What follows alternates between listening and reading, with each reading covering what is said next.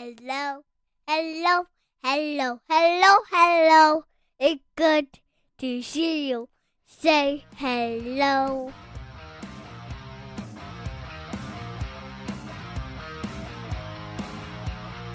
Welcome to the Huskies Hockey Podcast. Weldie and Andrew here for sitting where the weekend of wins forgot for both the men's and the women's team here. Very disappointing weekend, really all around. And I don't know about you, but for how terrible last season was, especially on the men's side, I don't know. I just feel a little more kind of lost with what happened this weekend, you know, on both sides, and more, I don't know, adrift. I don't know how to explain it, but it's more of a, like, these results kind of blindsided me on both sides, and I don't know exactly how to react to it. So I'm ready to just spew out all of my thoughts, and then I think this will be like my therapy session for everyone. Just had that term on my mind, therapy, because I agree. I think where a lot of this is going. I don't know if you want to start your therapy session with your medication, i.e. your whiskey. Because I'll dive right into it. I'm ready. But I was getting my are you talking about my GLP-1, or are you talking about my your Costco value pack Sartan? number 2?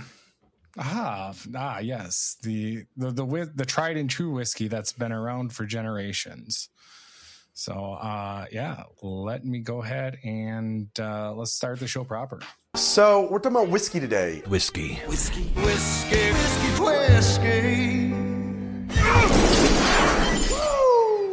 What'll it be today, Doc?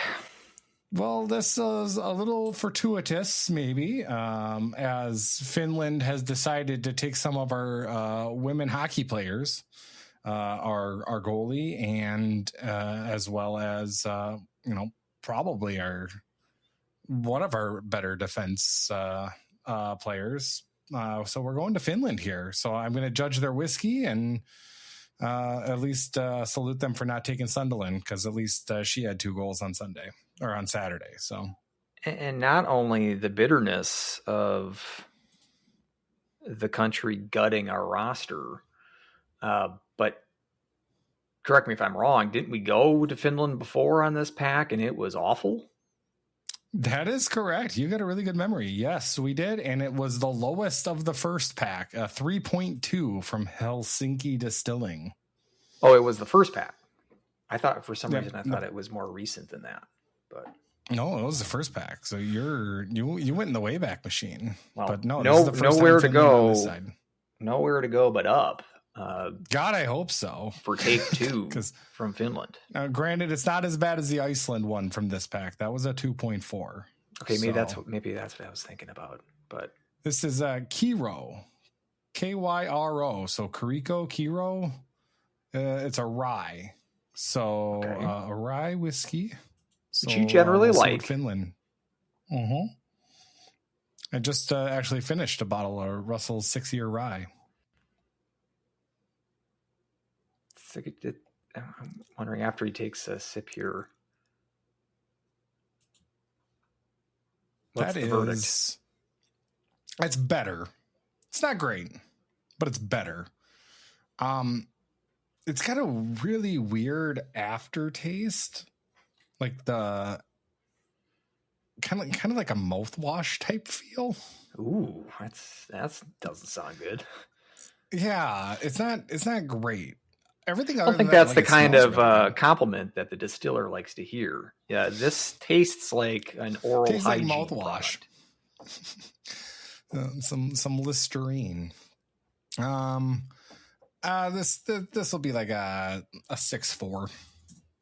Is kind of what I'm giving this. It seems like it's a higher rating than kind of the face you're giving me right now. Your face is more saying like 4 or 5, not in the 6. No, it's not that bad. I think because there's still a lot of good to it. The nose is good. The first sip is good. It's just kind of how it finishes is just weird. I know we're talking about whiskey here, but let's sidetrack a little bit to bread ratings. Like, do you like rye bread among the pantheon of breads? How dare you try to sidetrack this podcast? We are so good at staying on topic. I'm trying to avoid the sensitive topics here of talking about the Huskies hockey after a winless weekend. So let's talk about bread.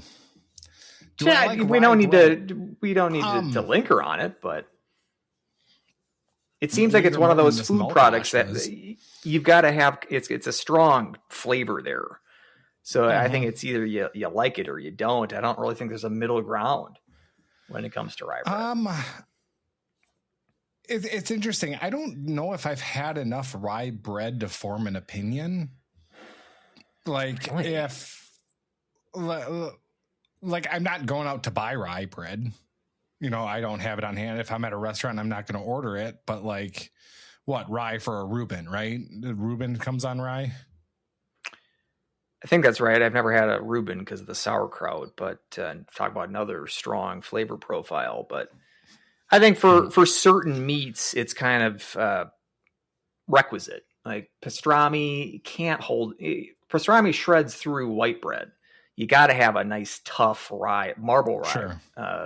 Marble rye. Ideally, for a good pastrami. But, turkey, ham, I don't think that necessitates the rye bread. But I think there are some certain cuts where it's required, and it does add to the whole flavor experience. I'm a fan of rye bread, but again, PB&J, not gonna do that on rye. That would make for an interesting flavor profile right there. That's kind of like what this weekend was. This weekend was a PB&J. Was PB&J on rye? Yes. That's been struggling to come up with titles for the podcast. I think that we just came up with it right now. Yeah, exactly. That's kind of what this weekend felt like. Like, the crazy thing is I can taste that in my mouth, and that's very close to how this weekend was. So let's get into my therapy session here, which is probably going to look more like Get Out than anything else. Men's team, let's start there as we normally do. Losing at home both games, 2-1 loss on Friday, followed it up by a 3-1 loss there on Saturday. We had the lines were kind of shuffled again a little bit, and then we had all of a sudden from last season where it was absolutely terrible to try to score goals. Then we get to this season where goals are coming in a little bit more. And then the last 3 games, just everything has completely dried up. And Friday, I felt like it was kind of an interesting game. Cooper Wiley power play goal was our only goal, came shortly after Ethan Hay made it 1-0. But then a few minutes later, John Amons went ahead and got the lead, his only second of the season at that time, and was able to squeak out with a 2-1 win. Now, I don't think the Huskies played poorly. They didn't play great again the first period. Not their best period. One of those goals was that deflection, I think, off of Zinger, which was kind of a fluky play. So it's, I was kind of going in maybe a little bit optimistic on Saturday, but Friday I felt like it was again, we were going back to, we're not that team. I felt like they passed up on too many grade A chances. I felt like they made maybe an extra pass or two that they didn't need to. And then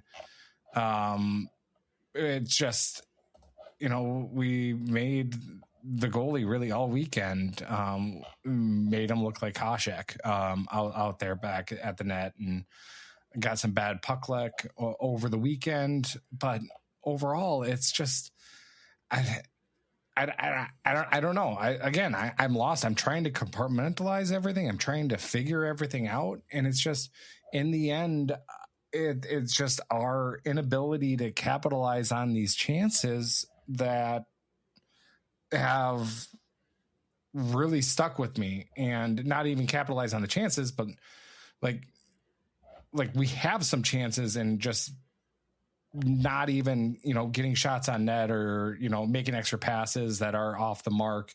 Like this team doesn't seem to be on the same page. And maybe that's because of all the line shifting and juggling that we're still doing at this point. I feel like here we are at the end of January, like we got to have some more things figured out. And I felt like this weekend was just kind of a punch to the gut when it comes to that. Well, it certainly was a punch in the gut. And coming into this series, last show, talking about the 6-game stretch, with all the caveats of needing to play one game at a time, yada, yada, yada, wanting to go something like 5-1, or no more than one regulation loss in this 6-game stretch, as sort of, you're just coming off back-to-back weekends against Duluth and Denver, splitting teams at this point in the season would qualify for the NCAAs, holding serve against high quality competition. Now, as the schedule apparently lightens up, finally being able to assert yourself against teams that are below St. Cloud in the standings. And I think maybe the reaction is, and I'm trying, I respect Miami. I think they're a good team. Certainly the surprise of the league this year. I don't quite think they're a tournament team, but just the fact that we're having that debate in February, and they're higher than the Huskies in NPI and the NCHC standings at this point is a testament to the improvement that Noreen has generated there in a short time. But so I'm trying to get this is not last year's Miami. This is not the Miami of the last decade. This is a much better team. So maybe the sting of getting swept at home against Miami, factor in this isn't your grandma's Miami. And I'll give them credit where it's due. And Droback played well, and he ought to thank the two friends behind him in metal. Pipe came in very key for him this weekend. 9 especially times on Saturday. 9 according to Brett Larson, 9 times they hit the post. The Huskies did. I mean, and the last couple of those were just comical, double doinks, and then right after that, the sequence where it hits off the pipe, goes to the back of Droback's pads, and then hits the pipe again. And then Larson thinks that they scored, and it was a video review after that one as well. It's just so frustrating watching that sequence in particular. Really, the last 4 minutes or so of extra attacker time for the Huskies, where they were just camped in Miami zone and throwing everything at Droback, and somehow was able to keep the puck out of the net. That sort of summed this weekend up. That last flurry for the Huskies that came up for naught and resulted in Miami hanging on for the win. So again, I'm not really hanging my hat about losing to getting swept at home to the 20th ranked team in NPI. I mean, that's not the result we wanted. And if St. Cloud was going to be a team that was going to be a legitimate NCAA tournament contender, these are the kind of series you can't get swept at home. Really against anybody, but it's certainly a team that is right there with you, roughly in NPI, below them in the NCHC standings, as I mentioned. So this was a blown opportunity there, and it sort of resets. This season has been one of a lot of resetting of expectations. And, we both came into the season, our preview show, both had them at 7th place in the NCHC with the, I guess we had the hope that if things shook out the right way, this team could definitely compete for, home ice in the NCHC, NCAA tournament berth, insert, positive goal here. And this season's been one where, you get off to a nice start in non-conference. We're like, okay, yeah, it's Anchorage, it's Vermont, it's Bemidji. Let's see what happens when they get into conference play. Some good wins here, the Western Michigan win, it kind of turned some heads. And then you go into the long slump in November and early December. The second Denver game at home in December, where they're down 2 goals more than halfway through that game. I'm thinking, okay, the shoe has officially dropped. The other shoe, that is. Came back to win that game. So, okay, it's giving me a little bit more hope. Hey, let's sweep that Cactus Cup and job done. Less than impressive, architecturally speaking, tournament hardware in hand. Let's see if we can get make a statement in conference again. And Splitsville the last 3 weeks. Well, okay, but there's some good moments in this stretch. Beating Duluth by 6, winning a game at Magnus. These are expectation shifting kind of results. Now the expectation coming into this past weekend was, let's make a statement against a team like Miami, a team that's respectable, but you're at home. It's senior night, which I was surprised by. I thought I didn't understand generally that either. I don't remember a senior night not being on the final home series of the year. So senior night elevates the profile of the series even a little bit, I suppose. And coming out and laying an egg. And again, the fact that I didn't think they played terribly, at least offensively, they just weren't bearing those chances, it almost makes it more difficult to kind of digest, because I do think that they controlled at least the most of the offensive zone possession, certainly on Saturday. Friday, shots on goal, I think Miami had a slight edge, but I thought quality chances, St. Cloud generated more of those. It's more of a difficulty of finishing rather than generating chances. The defensive lapses are what I thought cost you in both of these games. And the fact that they seem to come from the upperclassmen, the same set of players that were being honored after the game on Saturday on senior night. These are kind of the guys that I'm looking at blowing coverages, and Zinger again with a deflection that goes in the net. The margin for error for this team, that's kind of what I'm coming up with in terms of big picture result. This team just, it can't make the kinds of mistakes that we see too often. It's the same kinds of mistakes we see too often. Wiley's got a breakout pass, clear cross ice breakout pass that gets intercepted by this John Emmons, who is the extra skater for Miami. It's not like he's one of their studs. Scored in each of these games, intercepts that pass. It's the pass that we've seen Zinger try to make and get embarrassed by with the results, and the team comes back and scores a goal like that. These are the kinds of mistakes that just can't happen at this point in the season, having already made those mistakes. You like to say, like last year, we kind of had the catchphrase, like, these are fixable mistakes is what it was, or I can't remember exactly what your wording was, but these fall under that category of mistakes that you feel are not necessarily caused by like deficiency in talent, but more so just bad decision making or, carelessness, however you'd like to classify it. But the fact that we're seeing these mistakes, we saw them in the season opener against St. Thomas. We're seeing them in the most recent game they played in the end of January. They seemingly haven't been cleaned up. And I think pick any handful of number of games this year that have been, I think, decided by that. And yeah, you can chalk it up to an offense that only put up 2 goals this week, and I'm with you there. I guess I'm willing to give it a pass because of the number of chances they got, and I do think that they got a little snake bitten by some bad luck with hitting the pipe all the time. But to me, it's the defense that has been the letdown this season that I think has been hampering this team, and I think it's right now it's the reason that they're the outside looking in rather than the other way around. Either way you chalk it up, though, I mean, it's a full team effort.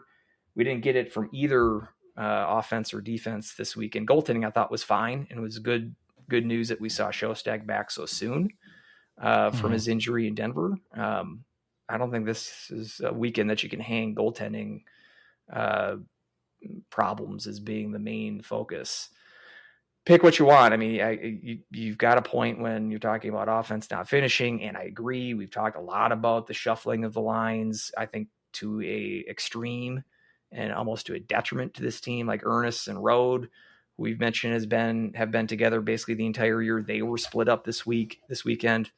So it seems like all of these lines are always, 2 weeks maybe at a time, and then even the pairings within line mates that we see more consistent. Some of those, like Rode and Ernest, are split up this weekend too. So I'm not sure, and that's an easy way to pinpoint in terms of offensive struggles over the last 3 games. Putting these lines in a blender is maybe a little too much. I don't know. I'm frustrated because there's the one kind of short-term problem of, I would like to see a little bit more consistency with the offensive lines. And particularly 5-on-5. Another weekend this year where no 5-on-5 goals. There've been multiple of those this year. Yet we still think it kind of feels like the power play is kind of lagging as well, even though that generated the only goals for St. Cloud this weekend. The power play is still at above average clip. I really can't blame that, even though it tends to be a letdown in especially high pressure situations. So you got the offense, you've got the defense, I think has been just a step behind, or just making the same kind of mistakes too frequently this season for me to be confident about it. Those shifting expectations, I'm left at this point in the season with just 3 regular season series to go here. I think this is the team that we've got, which is one that's incapable of winning back-to-back games in conference play against teams of this caliber, and is, barring a run in the conference playoffs, is not going to be qualifying for the NCAA tournament, which is kind of a return to the expectations I had coming into the season. But how I got there between preseason to now, which is essentially kind of the same landing spot, right around 7th place. They're in 6th right now, but they got a couple of teams on their bumper. The way that we've gotten here, and has series in hand on them too. So. Correct. Omaha, you've got the same amount of games played, but again, St. Cloud's going to be the first team done with their NCHC schedule because they've got the last weekend of the regular season as their bye weekend. So everyone's going to have a game in hand in a few weeks. So they really got to make these last 3 series count. But my confidence level at this point, again, I can't say that it's as low as it's been all season, because I didn't think that my expectations were super high for this team coming into the season. But with the roller coaster, I feel like I'm a little queasy on the roller coaster ride. I'm kind of wanting to step off right now because it feels like this is a movie we've seen a lot this season, and I'm not a huge fan of the movie. No, I gotcha. It's they had some urgency and generated a lot of chances there at that end on Saturday. But yeah, I mean, some of it bad luck, some of it, I thought, again, the decisions weren't, just, again, I don't know if this team's on the same page, but I do think Larson also has to go back at some point to be like, what pairings were working together, and, to still kind of come up with this magic 4 lines deep attitude is, I think that's got to stop here. I think we got to load up on a couple lines and really just do spot shifts the rest of the way, with players that can have proven to be able to put points up on the board. I don't want to see, Rosborough out with, 4 minutes left to go in the game when you need some goals. I mean, that's just not the type of player that's going to generate those chances. I've always really liked Grant Deshawn as a player, but having him in a top line role, I don't know if that is the best suited for him. Agreed. And then we haven't touched on Ingram yet either. Got back in the lineup and still looked timid to shoot the puck there. And I think even one time Gino called it out as well. It was like, to score goals, you got to generate shots, you got to generate chances.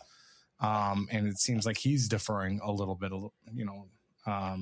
too much. I was waiting for him, and maybe it's my fault. Maybe it's, definition of insanity. But it's, I keep waiting for him to, kind of show back to, what he was like. Something's going to click, but it just seems like that's maybe a little bit too far gone at this point. I just got to take it for what it is. But I was just hoping for a little bit more jump from him coming out from this, from this weekend, or from having the last couple of games off. So that just to still see him defer on some chances, especially, was a little bit disappointing to see. Also, shout out to Gino. I believe he made a 9 times reference on Friday's game too. I did catch so that was. Yes. I was like, I don't know if he watched Ferris Bueller's Day Off recently and it was just in his head, or maybe he does listen to the show. But if that's the case, shout out to Gino. I think it's like a meme. I don't think he listens to the show. Apologies if he does. But yeah, well, He should. Let's go back to this topic then, because we how was it 2 weeks ago? We had maybe a 20-minute chat about line shuffling and how we think it's a little much. So we're in agreement. I mean, Ashan doesn't belong with Gross and Brnovik. He's a good role player, but I don't think that's a good match either for Ashan or for Gross and Brnovik either. Last week I was praising the Miettinen, Hall, Thorson line. I mean, they don't score this weekend, but I still liked, I remember on Friday watching that game, I'm at a point where I don't know if it's a power play opportunity or what, but there was an offensive zone cycling opportunity. And I'm like, give it to Thorson. I'm at the point where I'm like, I want the puck on his stick. He's a guy that has been a bit of an enigma in his St. Cloud career, but I think he's turned a corner. We've been really waiting for that corner to be turned, and we get glimpses, and the glimpses have become more consistent. Now, again, would you just load them up and put Hall back with Gross and Brnovik, which I think they were together the bulk of the season, by saying that maybe that means they've been together as an actual line 10 to 12 times, 10 to 12 games this year, something like that, because we know that Larson doesn't like to solidify any sort of lines, very few at least, in recent memory.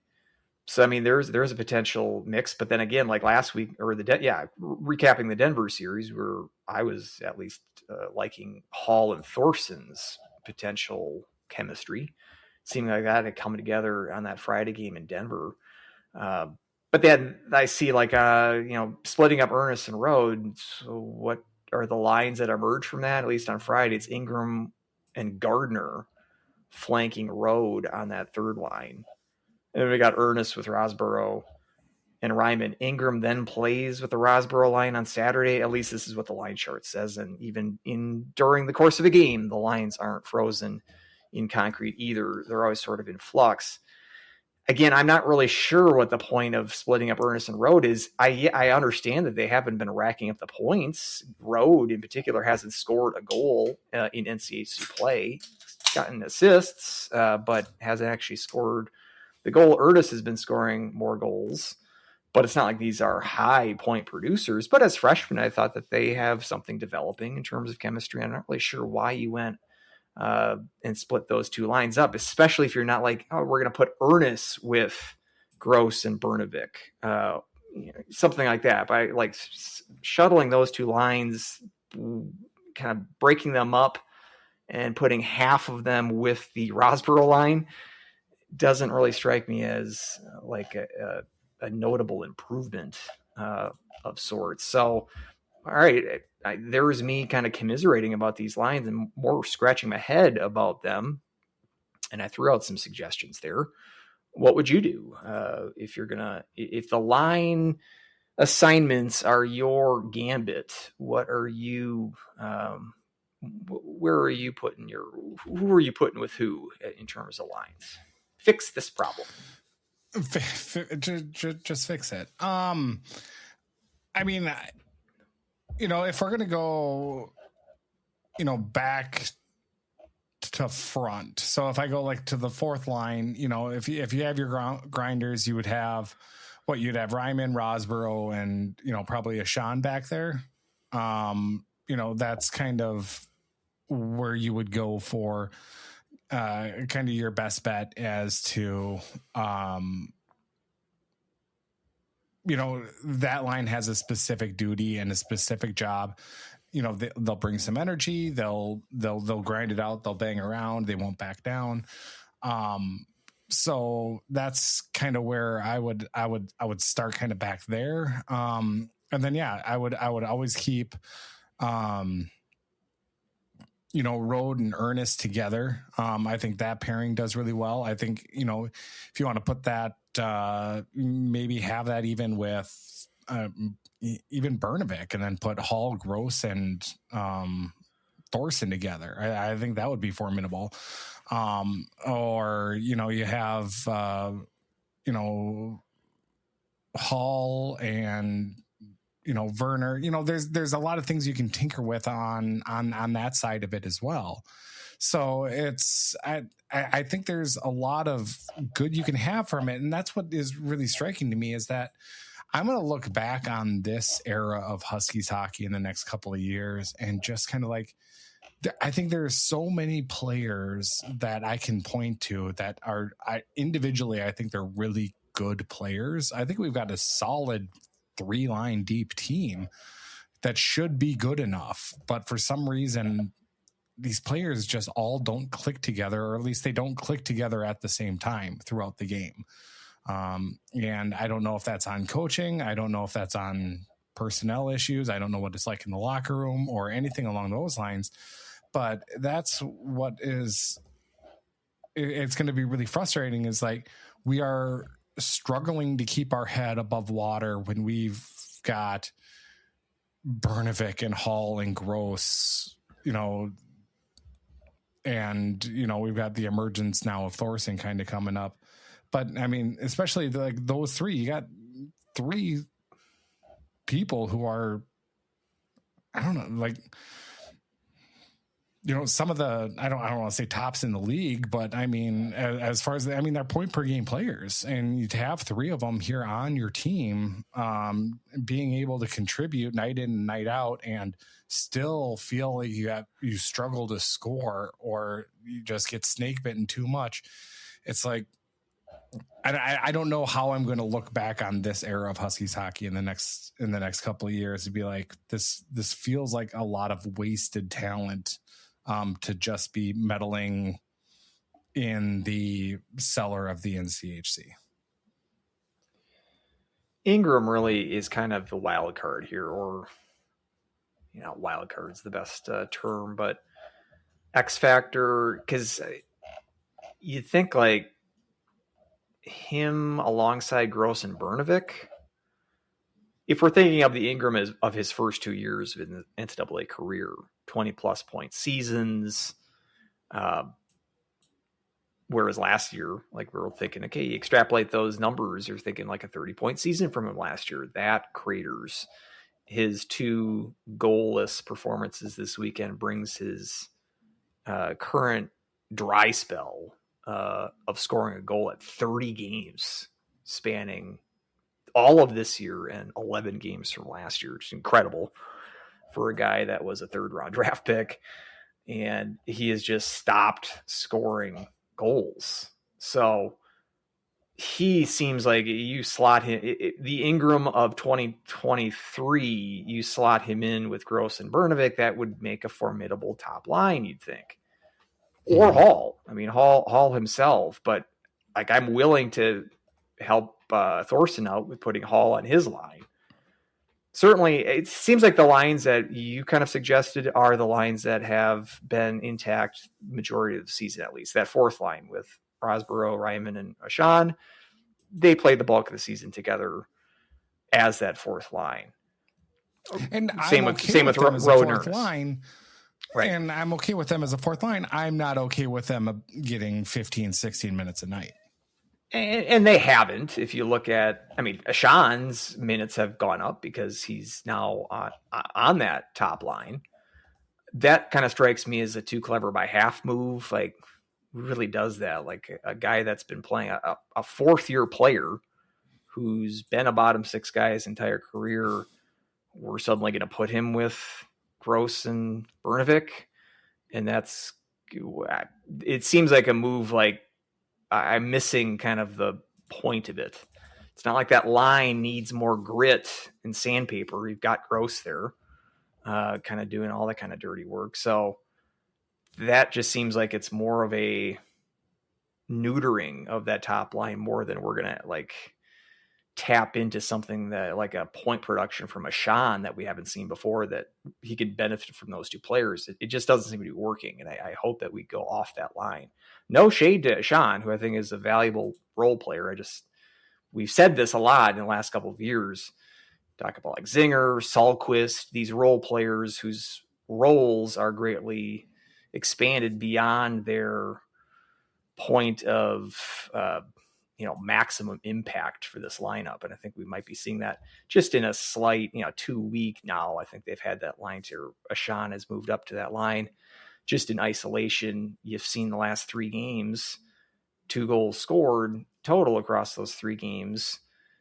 We're complaining about line shuffling. And I think our solution is, as we're kind of talking this out, is just to return to what the majority of, or at least the line pairing, like twosomes within lines. Just let's try to return to the chemistry that we seem to have developed among these line mates throughout the season. So like get Rode and Ernest back together.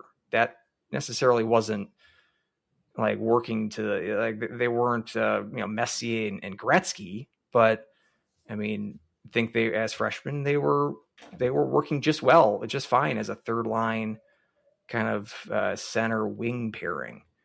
The fourth line has its value with Rosborough, Ryman, and Ashan. Keep that going. And I think the one wild card there can be Ingram if he can finally wake up. I've kind of lost all sort of hope that we've seen an impact Ingram in his time here at St. Cloud. And it's a tragic kind of fall off from his first 2 years. But let's just, again, with Gross and Brnovic, Gross was a guy that I think was kind of sneaking up in like dark horse, maybe like Hobie top 10 kind of territory. Not like he's going to be the Hobie winner, but we were throwing those kind of accolades around there. Certainly like player of the year. He was in that mix. I think he still might be leading the league in goal scoring just for NCHC games, but he's, borne the brunt of this 3-game dry spell for the offense as well. So let's not get him off track. So yeah, I think that we seem to say just go back to at least what's been working for most of the season, just within lines or, twosomes within lines. This amount of shuffling doesn't seem to be, if it came out and they were scoring 5 goals in each of these games, then yeah, stick with it. But at least I think the blender is blended a little too much at this point. Yeah, overly blended.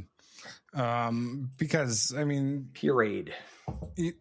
You look back and it's like goal scoring wasn't really the problem that we've had. And especially coming from last year where this has been like the floodgates have opened. Right. So to keep kind of tinkering and then have such a dismal offensive production is just kind of like, you gotta go back to grandma's recipe every now and then. And that's where, that's what I think you got to do here coming up this weekend when we've got we got a big tilt coming up down at the Mullet against Arizona State. So, but before we transition over to talk about the preview here, who do you have for a POW? Boy, I haven't given this much thought. How about you go? I'll have you tap dance. It's a tough call. So I'm going to throw it over to you. That's fair. There are two people here on the defense that I've actually come quite, I would say, I don't know, fond of, I guess, that has played, pretty strong defensively. And it's kind of weird. Like, I don't feel like I could really give it to anyone on the offense because obviously our two goals, Wiley and Smolinski. And, I think Smolinski and Wiley both had, kind of their ups and downs over the weekend. So I don't feel comfortable giving it there, but I have been impressed over the last couple of weekends with the defensive play of Finn Loftus. And I felt like he's been a little more sound back there. I think he's taken a much bigger role, and I think he's been doing well with that bigger role. I don't know if he had the second assist there on Saturday's game. I don't think he did anything with on Friday's game, obviously with Wiley's goal, but just overall, I think from that side of the puck, and I felt like his game has really improved over the last couple of weeks. I'm going to actually give it to Finn Loftus. Kind of an off the board, kind of a random pick, but I've got nobody on the offense to give it to. So it's just kind of going from all around play aspect. It's not a bad pick. I was writing the latest cloud coverage piece and was not very laudatory about the defense. Loftus was not part of that rant, though. And I agree that he has been a bright spot in that unit this year, which he might, that alternate reality where Henricks doesn't go down in October. And I'm wondering what happens with Loftus if Henricks plays this entire season. If Loftus is more, not necessarily in the Joe Belisle role, but more in like the Byfuglien role. Byfuglien's been hurt. Part of his non-performance of late has been injury related, but kind of more as a swing guy, seventh skater at times. Because that's kind of how he started the season, Loftus.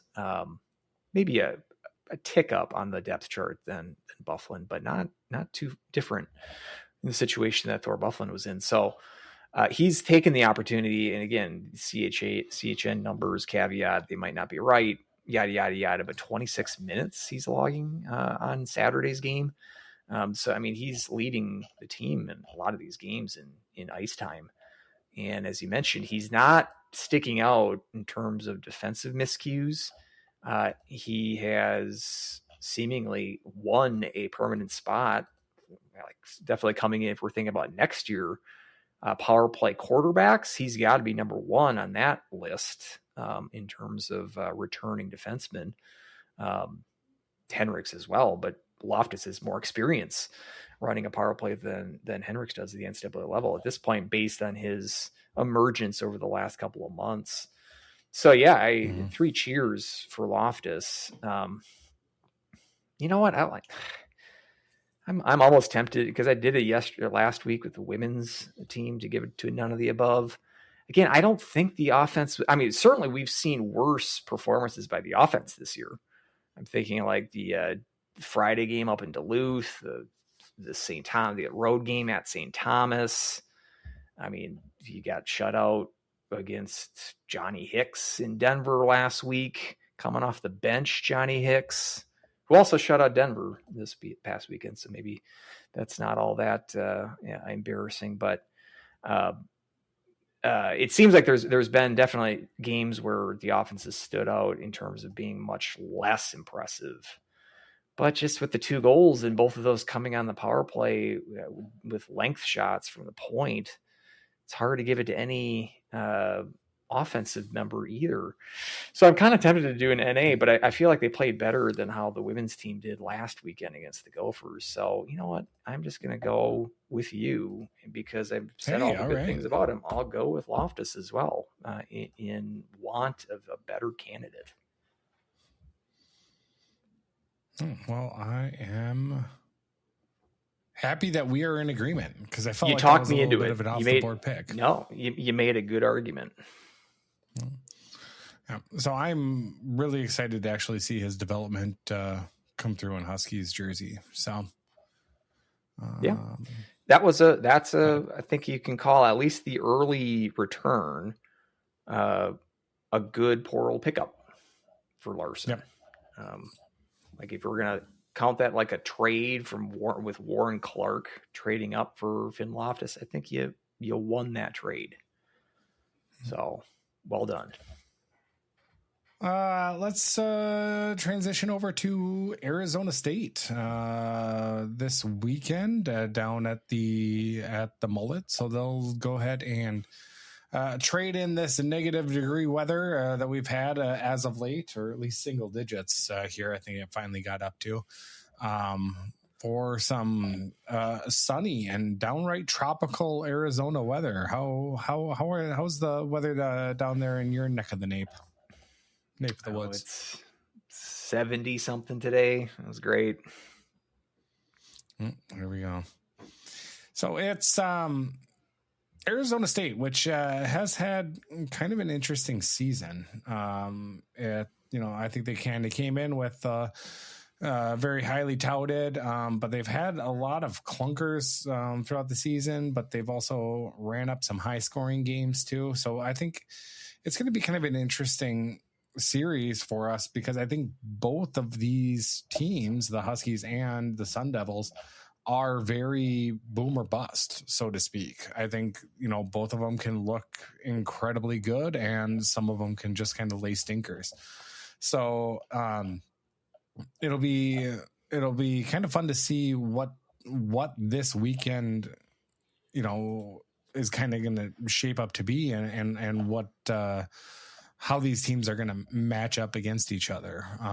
Both have, above average power play sitting at about 26%. Arizona State's penalty kill a little bit better there, sitting at 82%. But as the Huskies are still at the 75%. But they've kind of had a tough stretch here as well. They struggled to score against Miami. So, that's something we've done as well. Then they got swept at home handily by North Dakota, and then an overtime win against CC, a much maligned CC team as this year has gone, and then also a 4-1 loss. So it is a series, obviously, with where both teams are sitting at in the standings. It's incredibly key. We've got 2 games in hand, but we're only 1 point ahead of Arizona State. Now, games in hand don't mean anything if you don't win them. And if we can keep those to where Arizona State, if we can have a big weekend where we're able to string together some good conference performances that we haven't been able to this weekend. That's going to do a lot for us to kind of jump into the, a little bit higher and give us a little bit better of a cushion there at the, to make sure our season doesn't end, just the third week of February or whatever it would be. So, what are you looking forward to out of this weekend here against Arizona State? Yeah, it's going to be an interesting weekend. The Sun Devils are, as you mentioned, it's been a strange season because a lot of their numbers, at least individually, standout performances. You could, at least these numbers don't look so bad. I mean, in net, they basically had a split. Connor Hasley, who was the transfer from Bentley, said the majority of the starts He's played 19 games versus 12 for Samuel Urban, but they both have save percentages north of 910, which, is above average to slightly above average. I mean, Cruz Lucius, Bennett Shimmick, both having 38-point seasons so far. I mean, they're getting scoring. They're also giving up a lot. They're giving up the fourth most shots per game, and their team defense worse overall as a unit than St. Cloud's is. And just rewind a little bit this show and several other shows this year for my takes about St. Cloud's leaky at times defense. Statistically speaking, Arizona State's has been worse this year. They're also a little short-handed, bitten by the injury bug a little bit, most notably with Cullen Potter, their first-round draft pick, who's done for the year, put up more than a point per game this season, and he's looking pretty good. Probably their best all-around player, even like I mentioned, some of the guys that are topping the score sheet right now. Potter, maybe the most talented or hyped prospect that they've had in their program history. But Huskies won't see him this weekend because he's done for the year. Same goes for Jack Beck, who they brought in 8 points in 10 games. His start at Arizona State was delayed because he was one of the more high-profile AHL guys to come in late. I think he had some academic issues to sort out coming in as someone who's going to be turning 23 here, still listed as a quote-unquote freshman. But injuries got the best of him, even though he was putting up points at a decent clip. He's no longer available for them. And then the weird one, this Johnny Waldron, who killed the Huskies in a Miami uniform over the years, had a hat trick in one game against him a couple years ago. He transfers over to Arizona State, which, he had 20-point years last 2 years for the Red Hawks. Struggles mightily this year. Finally scores his first goal against UND last weekend, and he's left the team. So he seems to be getting out of the nice weather in Arizona State for somewhere else. So it seems like he's not available either. It sounds like they were playing this Anthony Dowd, who's listed as a defenseman. They were playing him up front because of the shortage of forwards they have. So a little bit shorthanded roster-wise. Maybe St. Cloud can take advantage of that. I don't know. If St. Cloud's unable to beat Miami in 2 games at home, you can make a case. You can make an argument like Miami versus Arizona State. I mean, they might be pretty similar teams. I think they're built differently, but at the end of the day, Miami's got a better record than ASU does at this point. Could be kind of fairly even where it matters the most. We'll see. I don't think that St. Cloud and Arizona State, I don't think that talent gap is all that wide either. I think these should be 2 competitive games. Again, just my confidence level about this Huskies team is kind of shot at this point.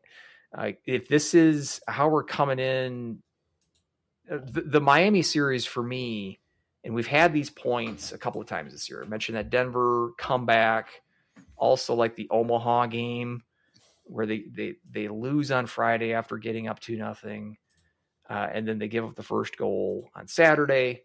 At that point, it seems, okay, here's where kind of the January junk starts or kicks into full gear.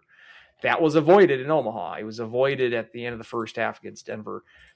It seemed like Saturday against Miami was another opportunity to prevent the bottom from falling out, but the bottom did fall out against Miami on Saturday. And last year when we saw the bottom fall out, it really fell out. That's sort of my fear, is that this Miami series, it's going to be harder for the team to pick itself up off the mat, which means it doesn't matter who you're playing. You're going to come up short. You're either going to, kind of what there were last year in that long losing streak or winless streak, was they were kind of finding ways to lose. It was that series against Arizona State at home last year where it was, well, we'll take the 5-minute major and give up 3 goals on that 5-minute major. That's how we'll lose that game. I think they had a 2-goal lead in one of those games against the Devils last year. finding kind of creative ways to implode and more beating yourself than having the other team beat you on skill. Again, it's early. They can win on Friday and shut me up real quick, and I'd be happy to do so. But it's my hunch, and that all it is at this point is a hunch. My hunch has been wrong before, and I hope that they're wrong again. But my hunch does not is not the 8 ball that I've got shaken right now isn't coming up with taking a majority of the points this weekend. In fact, I would almost be surprised with a split. What about you? A magic 8-ball, not an 8-ball as in any other forms of 8-ball that you may have. This is a family show, so of course there's no other 8-balls. Sorry, forgot. Yes, but it's I mean, it like this Huskies team has to prove they can do a complete weekend, and they haven't yet. So I'm going Craig Dahl here in this, and I'm hoping for a split on the road. Like you said, I mean, there's a lot of similarities here with this Arizona where they're, very loaded, on their top. They got, 2 players that are averaging, just under 1.5 per game. They've got some shorthanded. Like, this is the weekend where Huskies should be able to pounce, and I want them to come out firing. Arizona State, throughout the, last couple of series, they've been giving up a lot of shots.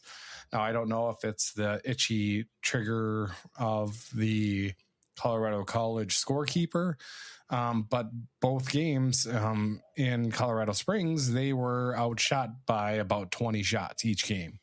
So it's, if that's the case here, with them being shorthanded, I want us to really try to generate those types of chances and really be aggressive and really take it to them and not let them off the mat. And I think if we control the play and we dictate pace, which again, this team is capable of doing, we just need to do it more consistently. And that's what separates, solid teams from great teams. And that's what we're going to have to do to really make sure we stay kind of on the good side of this cellar, and it's just weird when there was not too long ago, we were talking about Fringe being on the bubble in the NPI. And here we are talking about, we're a short sneeze away from last place in the conference. So I don't know where I came up with short sneeze. I don't think that's even a phrase, but we can coin it if we want to. It wouldn't be the first time I've made up something on this show, but it's that's all I'm kind of looking for is like if we can take it to it. I don't. It's weird. Like, we're not playing overly poorly. Maybe we don't deserve the results that we got against Miami, but we definitely didn't finish the chances that we had. And we've had plenty of chances. I don't know if it just need a good shooting session on where to place the puck or what needs to be done. But, if we just convert on some more of these chances here, we got a really good shot of sweeping the series. But it's, fixing some of these mistakes and getting pucks to the net, I think are just going to be key here for getting 6 points here out of Arizona State. And we haven't done it yet this year. I don't know if I feel as comfortable that we're going to, but we got a good chance here to do it. And I'm excited to see how this team responds after this weekend sweep against Miami. Yeah, just give me one win for starters. I can't. If we can't get the 2 wins at home, 1 win at home against Miami. And yes, Miami is not the Miami of last year, but it doesn't give me any confidence that we're gonna get anything like a road sweep this weekend. 3 weekends this year, the St. Cloud has gotten sweeps: Bemidji, Anchorage, and the Cactus Cup. I mean, the highest rated team among the teams that you played again. You're playing Lowell and Yale at the Cactus Cup. but the best of those teams in NPI is Bemidji State at 47th. So, I mean, they haven't had a full weekend where they're making a statement against a quality team, even a team in the top half of the NPI, which Miami would qualify as that. Not Arizona State, right there at 29th, that qualifies as a top half of the NPI team. I certainly think they're beatable. I don't think it's just the Colorado College official scores. I mean, like I mentioned, 4th most shots allowed on a per game average this year is Arizona State. The teams that are above them, I mean, the teams that are around them, Northern Michigan, Brown, and Alaska Anchorage, all the teams around them in that metric are not good teams. Minnesota's in there, Lake Superior. So, I mean, Mercyhurst. So, I mean, it's not a good stat to be 4th place in, which tells me that this team is one that their defense will allow offenses to dictate pace. And, you know, I've seen Arizona State a couple of times in person this year. I will be there in person this weekend at the Mullet. If you're going to be there, hit me up at Andrew HHP, at Andrew SSU HHP on X, Huskies Hockey Podcast at gmail.com is the email address. This is like going to be the 10th or 12th time, something like that I've been to the Mullet. So I kind of know a bit of its nooks and crannies and some of the places around it. So I've got some suggestions if you're going to be in the area. But I'll actually be staying up in a hotel this weekend, just saving a drive. Andrew's getting drunk. Maybe. I know that's a oddity, but I might have a couple. But just looking forward again. I don't need to have open. It's good. I'm leaving it open, and I'm making I think I might, because I'm going to be in the area and in a hotel. So have you heard of, what Waymo is? It's the robot. Yeah, that's the driverless taxi, right? Well, they're all over Tempe. The last couple of times that I've been up there, it's actually kind of incredible how ubiquitous they're around the streets of Tempe. I think I might try one. I think I might go take a Waymo because I hear they got to be cheaper than an Uber, right? Because you're not, there's no labor involved. So, and there's no tip, clearly. Just looks so weird that there's no driver in the car, except that the cars have like the radar system on the roof, which makes it very obvious that a human is not operating it. But so you might see me in a Waymo, and if my robot's going the wrong way, doesn't know where the mullet is, you know who to blame. Not me. Not you. Exactly. That's on my bucket list. I think I might try it out this weekend. Oh, it's amazing how we're just able to rehash technology, that was invented in the 1800s or whatever with streetcars, and we just decide to kind of, I don't know, get away from that to do it the capitalistic way. But I think that's maybe a topic for another show, and my love of trains and public transportation. They might have a streetcar there too, or at least Phoenix does. I don't know if Tempe does, but at least one of the Phoenix Metro, if not Phoenix proper, has a streetcar system as well. So it's just infrastructure upon infrastructure. It's like a hat on a hat. Yeah, sure enough.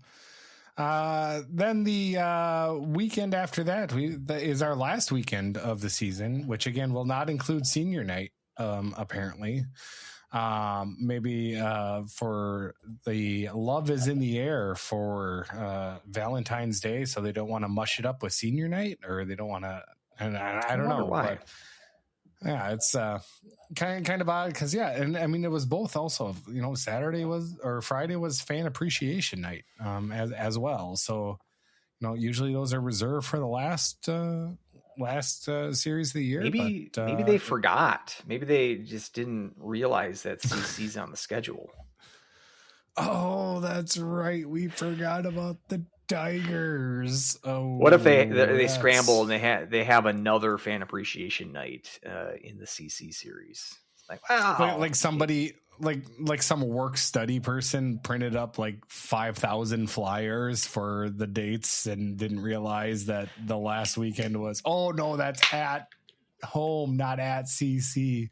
So they just decided to go with it and not waste all those Husky Bucks credits on printing in the basement. Yeah, it's got to be different. So instead of fan appreciation, they're rebranding it. This next one, it'll be fan gratitude night. There we go. Because they got to have two separate, different occasions to celebrate. Hey, I like it. So, but we got tickets. Last ticket giveaway of the season, unless we're able to sneak into a top spot in home playoff series. But we've got a ticket to paradise for you and a lucky significant other for Valentine's Day, or a bro date, or whatever. We have 2 tickets for you if you want to enter. Andrew, how are we going to do the entry? Well, you should know the deal at this point. We're going to give out a passcode. You email that passcode to huskieshockeypodcast@gmail.com.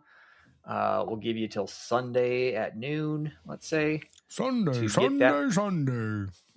Get that passcode in by then. And then I'll pick a random entry and notify that person on Sunday night. See if they can go, confirm everything, and then get you the tickets. So that passcode, we always try to get it related somehow to the opponent. So we got Colorado College. You got to help me out because my mind's blank. It could go anywhere. I don't know. The fact that we were just talking about Waymo or streetcars, like that's all I'm thinking about right now. So okay, but I don't want them to just randomly submit Waymo because we talked about it. So let's do another mass transit option and say trolley, because trolley is. I don't. Is there a difference between a trolley and a streetcar? I think there is, but I don't know what it is. But whatever the one that was on the Rice-A-Roni boxes, a trolley, not a streetcar. Trolley is your passcode. Just because it doesn't relate to CC at all. I don't think they have trolleys out there. I think they have ski lifts. I think that's their mode of mass transit in Colorado Springs. But yeah, F it. It's at this point in the season, we're going trolley style. All right, so submit trolley. Email that to huskieshockeypodcast@gmail.com. We'll give you a couple of days, get it in by Sunday, and then we'll notify the winner shortly thereafter and announce the winner on the next show. So again, your last chance. Again, let's hope they pull off a dramatic rise of the standings here. We get a playoff ticket giveaway. Playoffs? What are you talking about? Playoffs? You kidding me? Playoffs? I just hope we can win a game. But it's not looking so hot with the percentages on that. So it's probably our last giveaway this season. Thank you to all who have submitted passcodes already. Yeah, it's been fun. Get those passcodes in again. Again, this is one of these things. If we're going to do this in the future, we need to do so because the interest is there. I will say, as the person who monitors the email address, the number of entrants has dwindled as the season has progressed. We got a good amount in October. We had a lot of home games in October, if you remember as well, but they've fallen off a little bit. So it gives me a little bit of pause if we're going to do this promotion in the future again. So you want this to continue. Get those passcodes in, whether or not you've entered already. If you've won already, get it in. That way it tells us that there is enough interest to continue this bit for another season. So again, huskieshockeypodcast@gmail.com. Trolley, email that over by Sunday and enter the podcast or enter the drawing for the 2 tickets. Ding ding ding goes the trolley. A streetcar is any rail vehicle running on city streets. A trolley specifically refers to an electric streetcar using a pole to draw power from overhead wires. So that is The main difference, but they're often used interchangeably. But technically, that is the difference between a trolley and a streetcar. Good to know. So, which would mean like a Waymo is a streetcar, any rail vehicle. So not rail. Okay. I thought was Waymo's a car. A Waymo, I think they're Teslas. I think they're electric cars. But those are cars. They're not on any sort of rails. So it's a little bit different. It is a conveyance, so it's in that general category. But train, streetcar, what's light rail then? Is light rail not electric propelled? Because then there's streetcar, trolley, light rail. Light rail is just another train, I think. I don't know if it's necessary. I don't know what the light in light rail means. Yeah, I think the light rail, since that usually has more than they're higher capacity versus because when I think of trolleys or streetcars, it's a lot low. Like light rails usually have like 2 or 3 of those combined. Whereas streetcars or trolleys, like when I think of like the Mr. Rogers' Neighborhood, the trolley, that was just looked like a caboose that kind of went around to land of make believe. Do you think that was a true to life trolley? I think that was a true. Mr. Rogers that definitely wasn't a light rail, and it didn't have any overhead wires. I believe I'd have to double check on my PBS Passport subscription. I'd have to turn off the Civil War Ken Burns that I've been watching on repeat for about 30 years now. So, and they got rid of North Star, and you were using that. Am I not? I was using it. You are correct. Yep, they got rid of the commuter train that I've been using to go to my job. So I haven't been going. So that's how you haven't been going to your job. I haven't been going to the office. I've been working remote. Basically, look at you. There's been a couple of I'll say office dynamics that have changed, and then combine that with me just saying it's a lot harder, and it's not only more inefficient for me, but it's obviously more inefficient for the company because my hours are going to spend commuting versus actually working. And I just sit in Zoom or I sit in Teams meetings anyway. So it's not like I have any reason to go down to the office. So as of now, I haven't heard any PS or whispers about it. So I'm just going to keep it as it is. There you go. It solved itself. But it was a bummer because I really liked that the North Star commuter rail.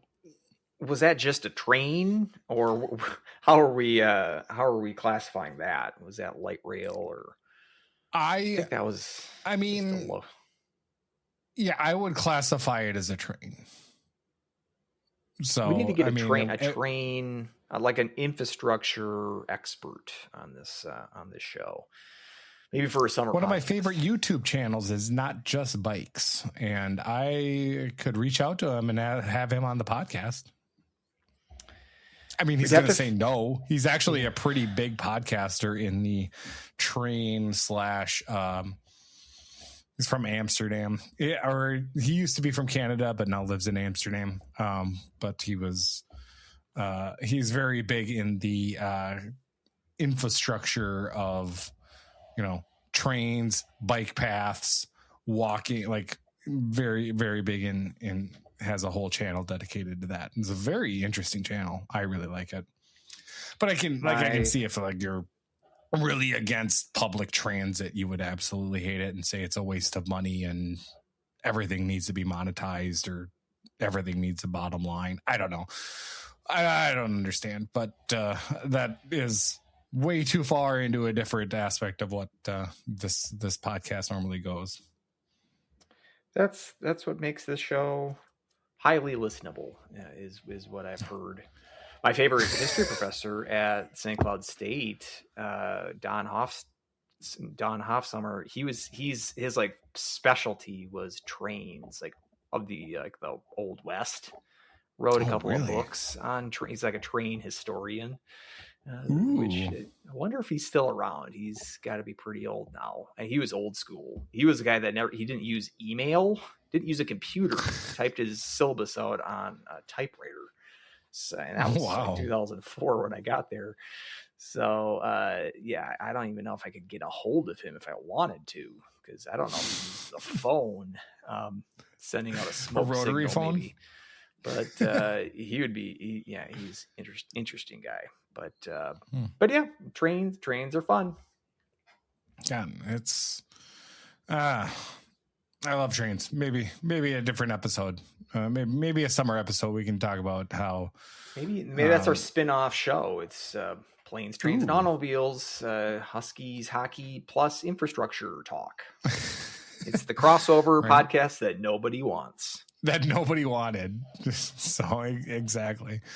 Let's switch gears. Let's talk about the women. As the Huskies women, a little bit shorthanded with the Olympics starting, so they're down 4 players, including their star goalie, and they travel to St. Thomas and end up dropping 5 out of 6 points. So they only got 1 point on the weekend with an overtime loss on Friday. Huskies had a chance to win that game. They were up 2-1 with about a minute and a half left when Juliana Gazdic, who it seems like if the Huskies are going to lose, it's going to be due to Juliana Gazdic and Riley Bartz, because those 2 players I thought were all over the ice for St. Thomas. I thought they were incredible players, and they gave us fits. Just no doubt about it. Yeah, they were up 2-1 late in the third period. And again, it's that situation where we've got a lead late in the third period and we end up getting blown up and everything kind of falters. And then overtime rolls around. Avery Farrell takes a penalty for body checking. Which was kind of a silly play for her to do. I understand being amped up, but I don't think that was the time to take that penalty. And then St. Thomas scores on the power play to get the extra point. Saturday's game, a little bit different. Down 3-0 going into the third period. Sunderland scores. Then within the first minute, and I'm like, okay, we're getting it back. Sunderland again adds her second on the power play about midway through the third period, and it's a 3-2 game again. And we've got a game, and we had a couple of chances there to knot it up there towards the end, but unfortunately, all for naught. St. Thomas gets the victory there, so it's a big series where it didn't go the Huskies' way either game. So it was kind of disheartening to see, but I thought St. Thomas played solid. Like I said, I think Bartz and Gazdic. I think those 2 were all over the ice, and I think they were incredibly solid. But I think it just a lot of chances that the Huskies just ended up not converting on. But also St. Thomas kind of dictated the play. They outshot on Friday. On Saturday, they outshot 32-19. So only generating 19 and 35-21 there on Friday. So, I mean, both games, it was kind of slanted towards St. Thomas, and it's kind of disheartening to see the series end up going this way, and to see the Huskies fall further behind this weekend. Olympic players or not, this isn't the weekend we wanted to see. Yeah, certainly not. And I mean, we're talking about like the margin of error for the men's side with like defensive miscues, or you could chalk it up to the not converting on offensive chances. I mean, the margin of error for the Huskies, I think it's these players that were absent this weekend. It's difficult for the Huskies, who were pretty much neck and neck with the Tommies in the standings. We'll say the same thing about Mankato when we preview that series here in a little bit. The gap between those teams, when the Huskies have a fully intact roster, we're not talking about the Olympics. I would even think that the Huskies have the advantage in both of those teams. When you take out Carrico and Zimmerman and Urela in particular, those three players, Vogt to a lesser degree, but those three players in particular, I think that's enough to boost St. Thomas and Mankato above the Huskies from a talent perspective. I just think it's more difficult for the Huskies to match up with those teams, especially when you're talking about a road series against St. Thomas. I mean, these teams we're going to be playing here in the absence of the Olympians are all teams not ravaged by the Olympics. For better or worse, St. Thomas, Mankato, and Bemidji, the Huskies will also see here, their performance in WCHA play is not going to be affected by Olympics because neither of their players are going to be absent from the team. I think it's a good thing that St. Cloud boasts a roster that has players playing for their national teams, but it just makes the competition during league play that much more difficult when they're not here. Seeing kind of the we're talking a lot about line shuffling for the men's side. That's all sort of optional and by choice. This was a weekend where the line shuffling was necessitated. We saw that Yellow Sioux kind of got ahead of that with what they're doing with Marie Moran in particular, elevating her to a center position and put her alongside McCallion and Farrell. McCallion gets a goal on Friday with that line. Peyton Holloway, Maya Kruger's got a donut on this season, and she's played in most of the games for the Huskies this season. Center depth, I mean, we saw that Zimmerman was tried out there this year sort of on the fly and took her a little bit to get used to the position, but I thought she developed admirably for being inexperienced in that role. Now she's gone, though. And that makes the assignment beyond the top line with Sunderland. That's your number one forward of all of them, and clearly your number one center, obviously. Beyond that, though, center depth is something that I think they're going to be it's going to be difficult to weather the absence of Zimmerman, in particular in that position. And defensively as well, I mean, Urela was essentially a top pairing defenseman, or a defender, I should say. We've got the debut, and we have a pronunciation, thankfully, looking at the line chart. Hanale Tarkiainen makes her debut on the point on the Saturday game. Again, there was some... I would assume they wanted her to play on Friday, but I think there was some eligibility and academics considerations to get her enrolled. So her first game was on Saturday. She's listed alongside Wolf on the top pairing. I didn't really notice her for the first couple, basically until Pion gets the 5-minute major and is ejected from the game. I think her ice time kind of elevated from that point on, because I didn't really notice her prior to that. But I thought, at least in the third period, she was noticeable and a more experienced player. You know, she's 21. She is somewhat new to defense, kind of transitioning from goaltender in recent years, which is an unusual player development arc, to say the least. But I thought she held her own. And again, that's another position where depth, not only this season, but in years to come here, Wolf being the biggest loss in that among the defensive core to graduation after this year. You know, we could see her kind of develop into and take this opportunity with Urela out to see what she's got to bring to the table. Wouldn't mind seeing that. So, I mean, in isolation, I see some opportunities. We saw Mustonen with the go-ahead goal. I did think that they were outplayed for the majority of the weekend, particularly on Friday. I thought that would have been a game that it would have been kind of a stolen game. But but one obviously I would have taken with relish. And Jackal setting up that game-winning goal. I thought she did the majority of the dirty work on that play. Kind of like Jackal. She reminds me kind of like an Ashan on the women's side, where she's got a little bit of sandpaper, physical kind of edge to her game. I don't think she's ever going to be, I mean, we're talking about Ashan being like a top line guy currently listed on the top line for the men's side. We don't know how long that will last. I don't think Jackal's going to be someone that's going to put up, a point per game, something like that. But her contributions have not been unnoticed by at least this viewer, and appreciated the same. I think that she contributes in ways that don't necessarily make the box score. So it's nice to see a quality assist there on that go-ahead goal. And just another one of these gut punch situations. I mean, the 4th overtime loss for the women's team this season.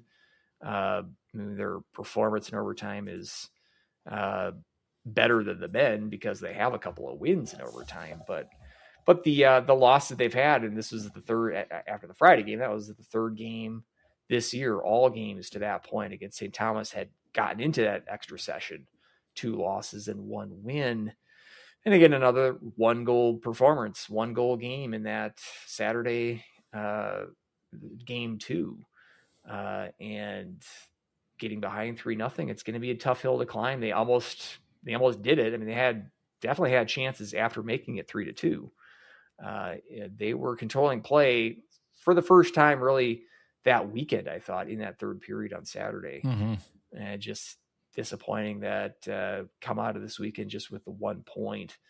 Makes the assignment, I mean, if you're going to put yourself in the best position to perform in the WCHA playoffs, which we can agree is being in 5th place, because that means you're going to 99% chance you're going to line up with Duluth, who is struggling, they continue to struggle. Duluth's got 1 win this year, this calendar year, 2026. Just getting swept against Ohio State this past weekend. And we just saw St. Cloud contributing to that Duluth rut a couple of weekends ago with a 5-point weekend up at Amsoil, putting yourself in the best position to line up with them rather than one of pick your poison with Minnesota, Wisconsin, or Ohio State. The way to do that is to get into 5th place. And the best way to do that with sort of a cramped position here between 5 and 7 in the conference standings right now, you need to win these games against the teams that immediately surround you, like the St. Thomas's, and now this coming weekend against Minnesota State.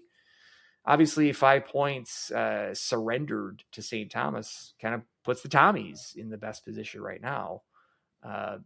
You can even say that Mankato might have an edge on St. Thomas talent-wise. They've had a better season NPI-wise, the Mavericks have. So just 1 point separating those two teams. At this point, it's 4 points behind St. Thomas, and now they hold the tiebreaker over the Huskies if there is going to be a tie in conference standing. So this was a big opportunity that the Huskies let slip through their fingers. It's just it's another. I mean, there's a difference, obviously, between coming off the Gopher sweep, which is somewhat of a demoralizing result. You give up 7 goals in a period in one of those games. It's going to leave a little bit different taste in your mouth rather than these 2 1-goal losses, and one of them in overtime.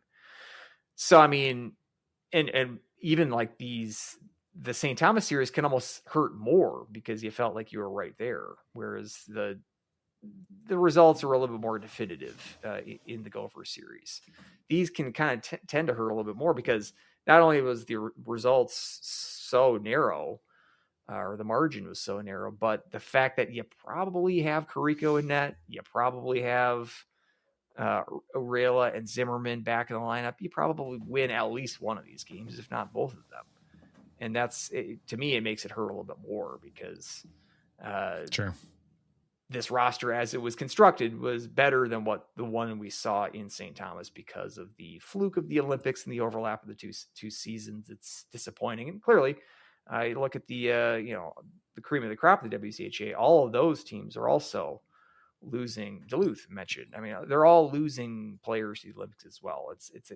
not the worst problem to have, because that can be a feather in a program's cap, and help recruiting, that you can show off the players that are representing their country at the Olympics. But just from this one weekend's results, it does sting, because you feel like if the Huskies were at their full arsenal of talent, I think the results would have been quite different this weekend.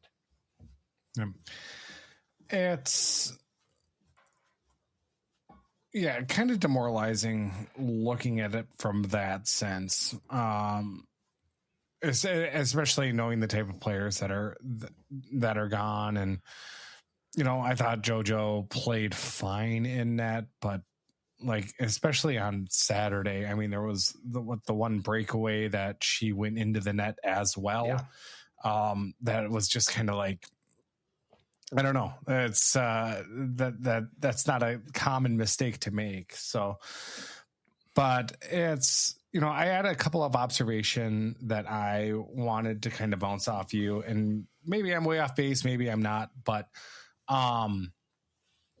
first and foremost, again, I really like Sydney Lamb. I really liked her play, on defense all weekend.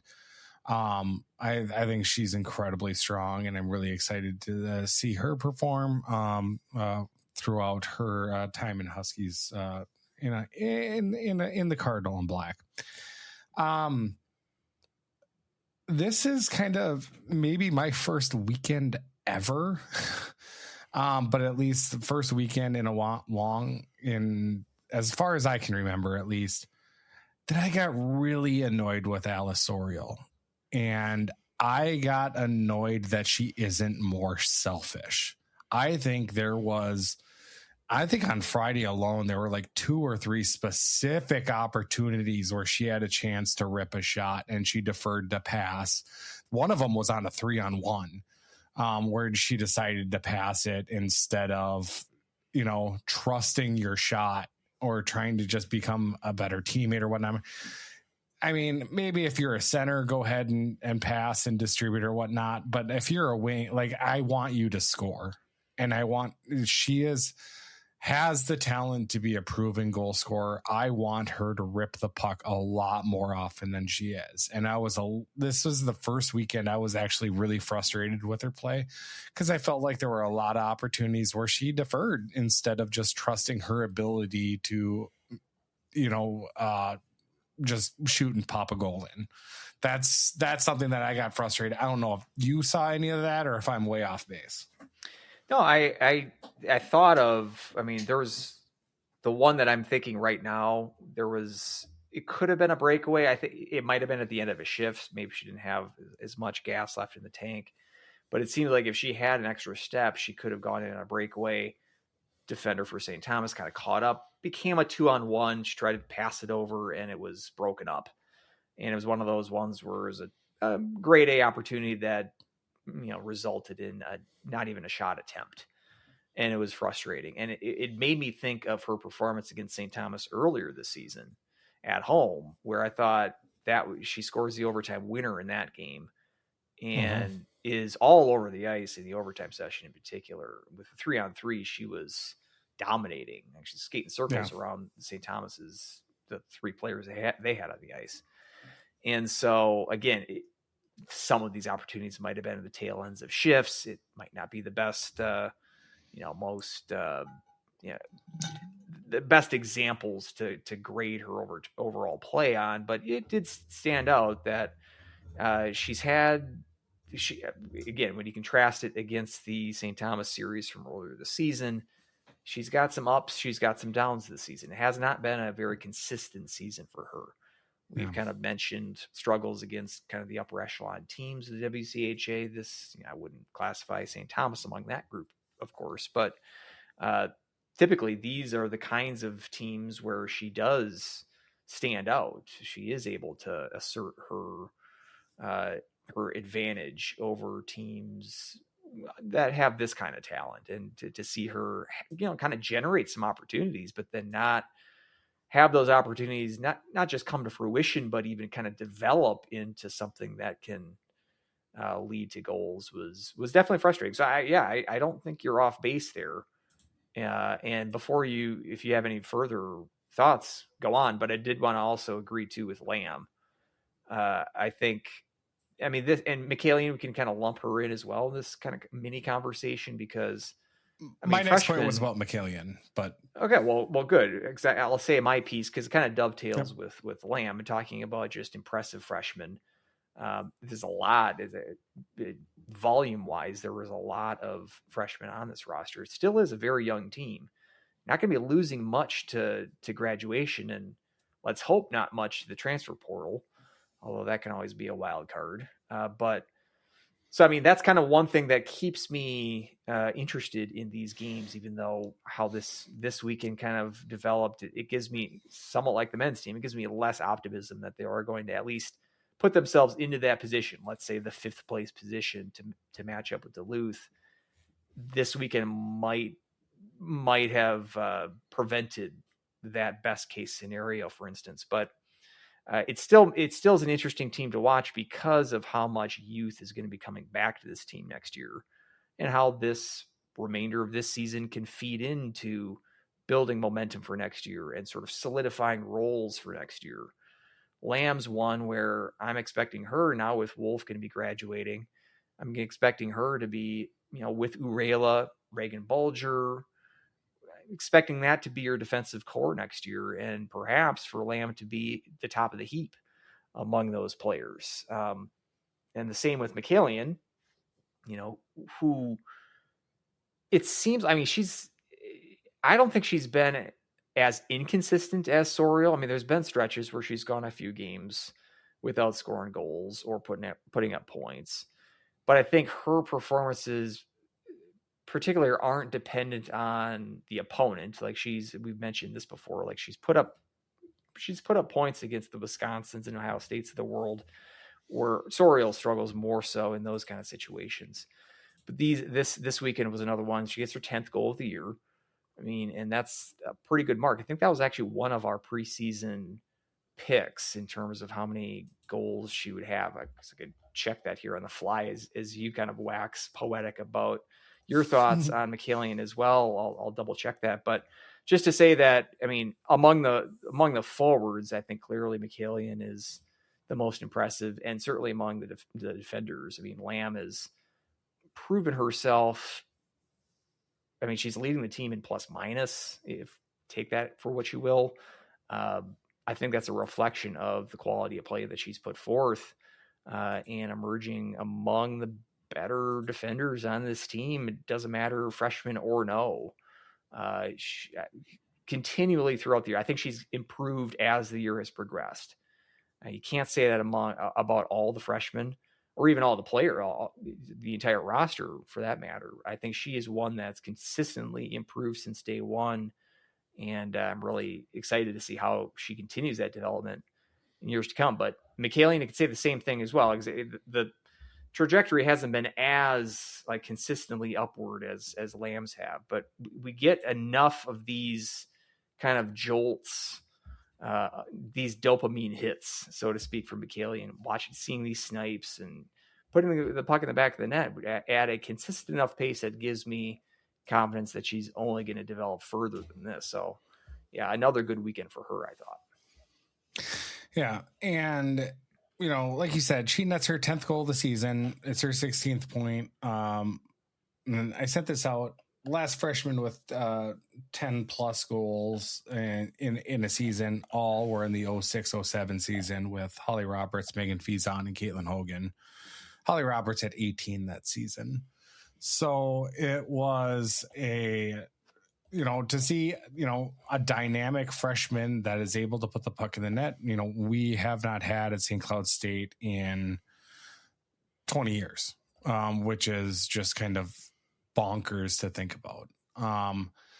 And just seeing her play, and again, talking a little bit about Soriel, her reluctance to shoot on some of these chances, McKalian, and she's got a shot, she trusts her shot, and she makes it. And she really throws it at the net, and that's just kind of a welcome sight to see. when I feel like, again, this team maybe does an extra pass too much, or needs to be a little bit more selfish at times. Now they did shuffle the lines a little bit from Friday to Saturday, where Friday they had her with Holloway. Holloway was the center, and then they had Moran as the center with her on Saturday. I do feel like she needs to be paired with a traditional center. Now, I don't want to give Marie Moran any type of short change because, she's played all three positions at some point throughout the year, and she was recruited originally as a defender. And then it felt like she was going to get back at her defensive spot. And then when they had to shuffle a little bit of the lines around because of LeBay getting kicked out, and they moved Moran back to defense, and then just kind of started with three centers. But I think McKillian is the best when she has a traditional center. I would love to see her with Sunderland, and maybe that's loading up too much. But if get those two on the same line, and then maybe Holloway with Sorial, and maybe Sorial just shoot more. I think that has some potential opportunities. All of this is because Zimmerman's out, who, yes, I think slow a little bit to the start of the season, but I think did improve, as the season went on, to her in as being a center. And I do think that has,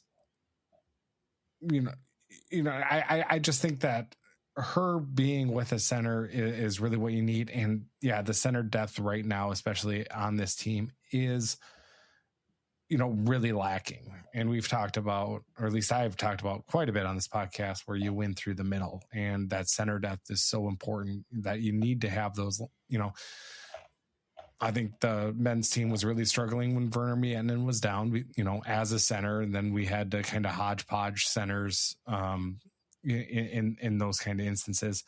Now here we're going to be essentially down for Zimmerman, who wasn't a traditional center either, but it's, I think that's going to be kind of a key target here coming in, the next season for Yolosuo is getting that center depth kind of straightened out and taken care of. But as the season kind of continues, I think McKinnon, she had, I thought, a wonderful weekend. And I think if she is paired with a traditional center, I think that gets her in the best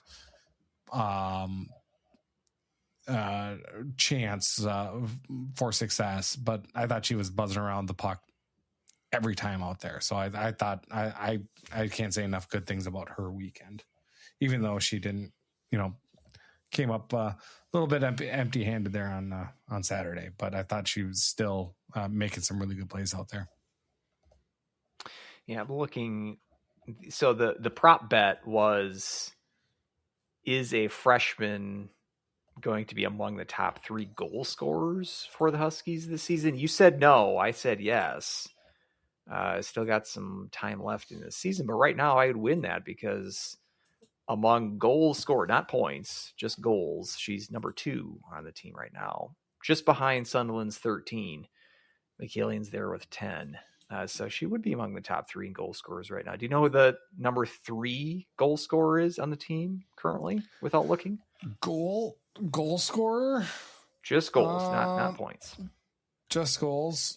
I'm going to feel really bad if it's Sorial after I just trashed her for not shooting more. She's 4th. I don't think it is. So not her. She's 5th. I'm sorry. Farrell 5th. is 4th. It's at 6. And Farrell was going to be my guess. Okay, so not Farrell. I'll give you a hint. It'll give it away, Oh, but wow. she's in Italy right now. Zimmerman with 7. Oh, okay. That shouldn't surprise me. That's got to equal her goal total last year then too, right? Oh, Didn't she have 7 last year? Does it right on the nose. I think you're a Huskies hockey fan. You must be if you know those kind of stats like that. So yeah, she had 7 goals last year as well, and she got 7 in 10 fewer games this year, and she still will have a couple of games at least until when she comes back after the Olympics to add to that total this year. So yeah, agreed about your points about McKillian and especially about center depth. It's a position you can never have too much depth at. And I think it helps explain kind of the struggles that this team has had, not only recently, but across the season. Again, it's 8-18 record if you're factoring in the overtime losses. I don't think that tells the story here. Yes, there's been pear-shaped results like we saw against the Gophers last weekend, but for the most part, team's been competitive in every game, save for a couple here or there. And for me, it's these kind of results against St. Thomas we saw in the first half of the season. You dropped that overtime loss against Bemidji. You lost the overtime. Both of those games against St. Thomas earlier in the season were games where you could have won in regulation. Both of those games, win one in overtime, and then lose the other in overtime. The Minnesota State game, you lost that in overtime on Saturday, up or down in Mankato, I should say. Those are the games that seemingly sting the most because these are the teams at the bottom half of the standings that you feel you should be able to assert yourself and be the best of that group. But it's just not coming together. And with this Olympics wrinkle, I fear that it's the competition might even step up a little bit more. I don't know. I think St. Thomas and Mankato are pretty close. Just maybe to see what you think between those two teams. But as it is, Mavericks head into St. Cloud. I know that we need a POW. I'd like to get ahead of ourselves sometimes when we do this segue. So we'll preview that Maverick series. But do you have a POW for the St. Thomas series? Really, for me going through, it was between Sunderland and McKillian. But Sunderland with the 2 goals, I shudder to think if Finland did take her, what would happen. Yeah. But, just overall, I think just the whole body of work from all of the weekend, I'm going to give it to McKillian. All right. So I'll give it to Sunderland. Okay. That makes sense. I think those were my 1-2 options. If I went with Sunderland, would you go the other way with it, or would you pick Sunderland anyway? I was probably going to pick Sunderland either way. But yeah, no, it was a close call. And again, it's one of these weekends that doesn't have the standout obvious choice. Can be sort of the kind of like how Loftus, we both kind of settle on him, maybe more so as like a season long kind of tip of the hat.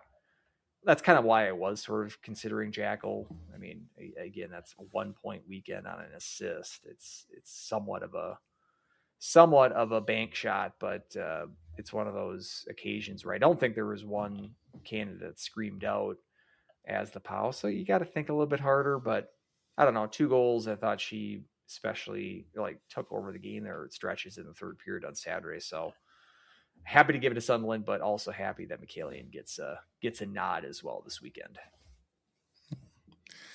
So let's switch it up then. Yeah, let's talk about Minnesota State Mankato at home.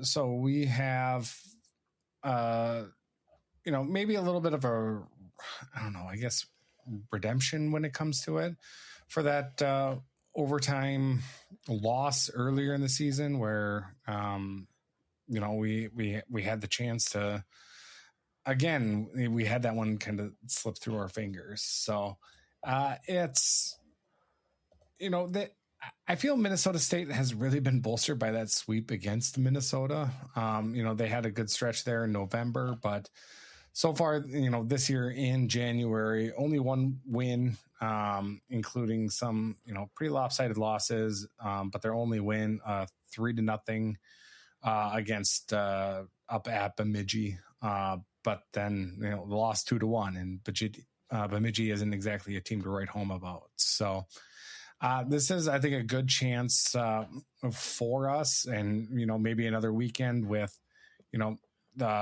the Olympians not there. Maybe this gives us a chance to kind of gel and bond together and get some good warm fuzzies there throughout the week of practice. But it's Mankato, I think, is really led by Mercury Bischoff, who has had a heck of a freshman year: 15 goals, 7 assists, 22 points, just overall, I think she is kind of the one carrying this team. I don't think anybody. I mean, Elia Pup, I believe is her name. She has 8 goals on the season as well. But I mean, you're looking at Mankato, and it's the Mercury Bischoff show. And I think I don't know if you're putting Lamb or Grace Wolf on Mercury, but you're really gonna try to dictate those line changes and try to negate her as much as possible.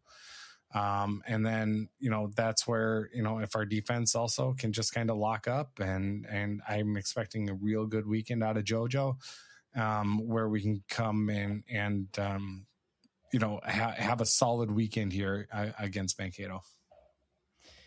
Yeah. Last time that the Huskies would have played the Mavericks would have been early December, which would have been right on the heels. I mean, that was 4-game winning streak for Mankato at that point, which included the home and home sweep of the Gophers. Then they swept Dartmouth at home, which is not like a head turning result. Dartmouth's pretty bad on the women's side, but it's such a weird season because that vaulted them up into like NPI and NCAA tournament qualifying position at that point in the season. So when St. Cloud beats them 4-0, that first game, that was one of St. Cloud's biggest wins of the season based on NPI. Mankato then goes to overtime, beat them, but still a 4-point weekend for the Huskies against a team at that point, which was NCAA at that level, a pretty good result for the Huskies. But since then, it seems, since the calendar turned to 2026, it's been a different story. Getting humbled against the Gophers, giving up 11 goals in one of those games against the Gophers. The schedule was pretty tough for them to start the stretch, or to start the 2026 stretch of their schedule. But as you mentioned, dropping a game at Bemidji isn't exactly in the recipe book for teams that are hoping to make the NCAA tournament. So I think a lot of that, Mercury Bischoff, as we mentioned, like she got off to a slow start, turned it on, coinciding with that good stretch of their schedule in November. And she's continued to pick it up. She's continued to be the offensive leader for this team, but really the offense as a whole has kind of dried up. Just 5 goals scored in their last 5 games.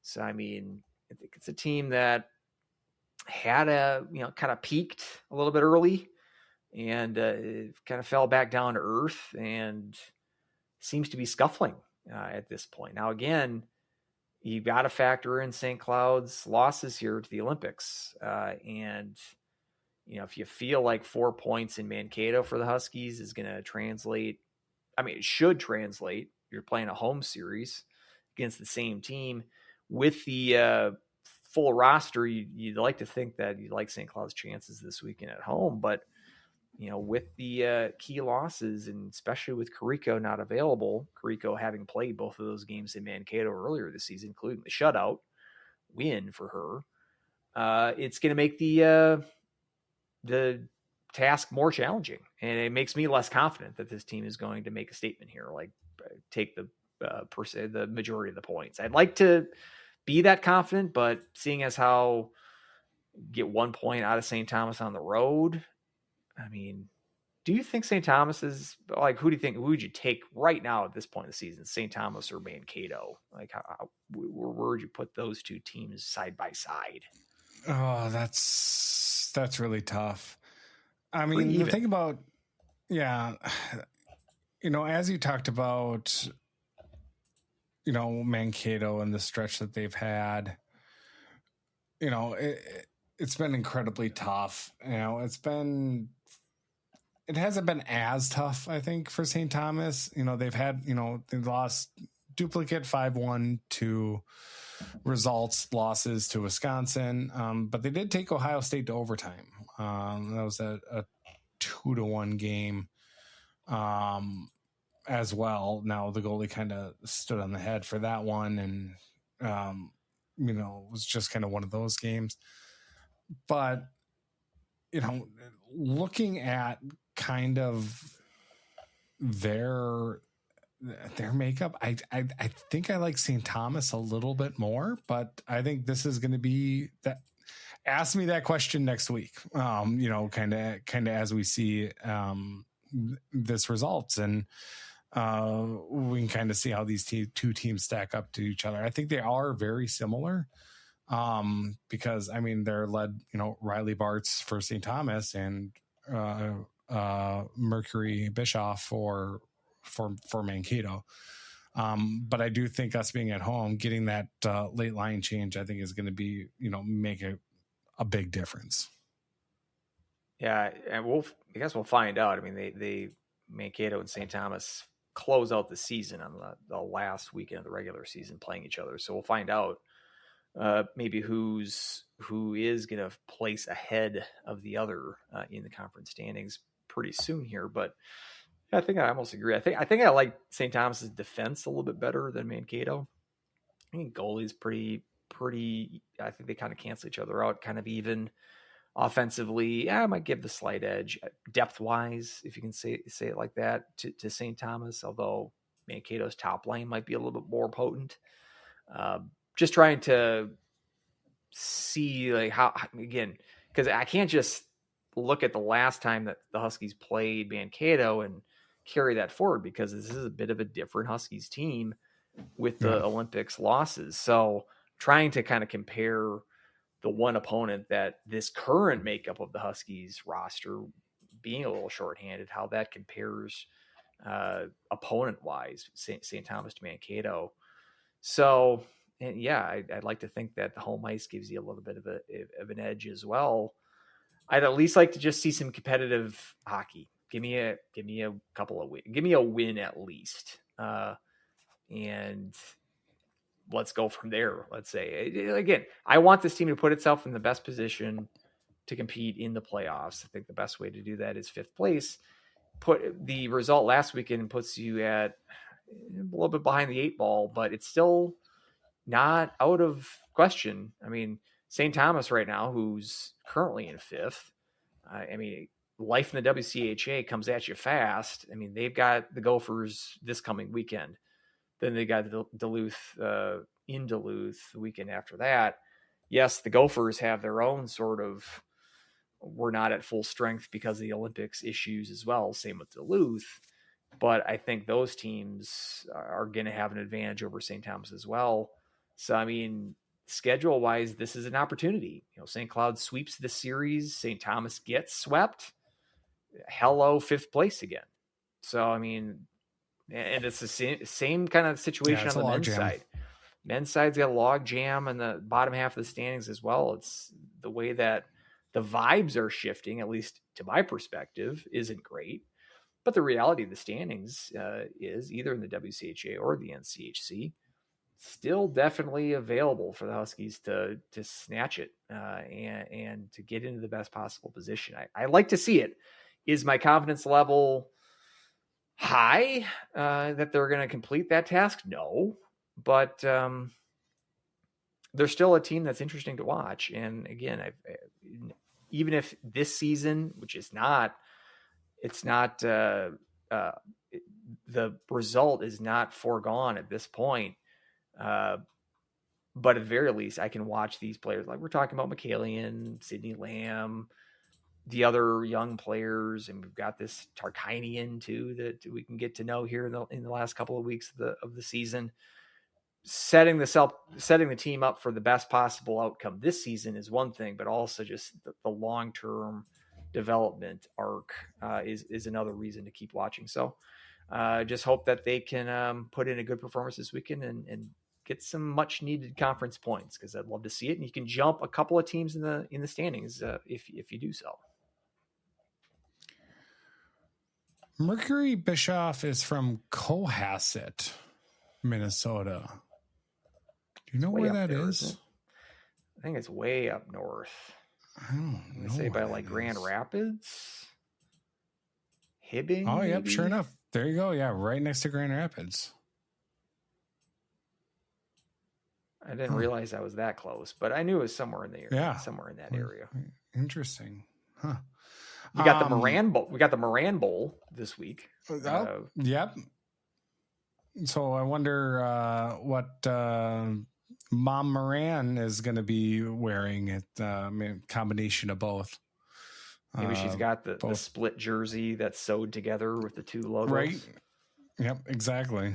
So one of my favorite stats that I found was actually on Blue Sky from Valpix on Blue Sky.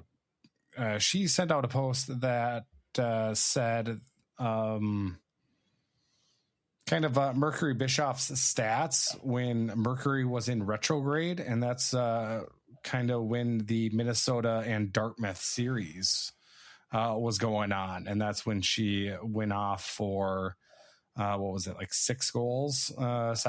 1, 2, 3, 4, 5, 6, 7 goals.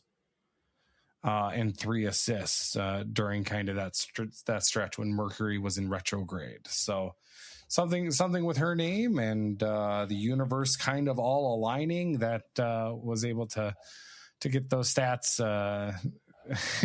going. And the next time Mercury's in retrograde is going to be during the WCHA playoffs. So keep that in mind for the next upset.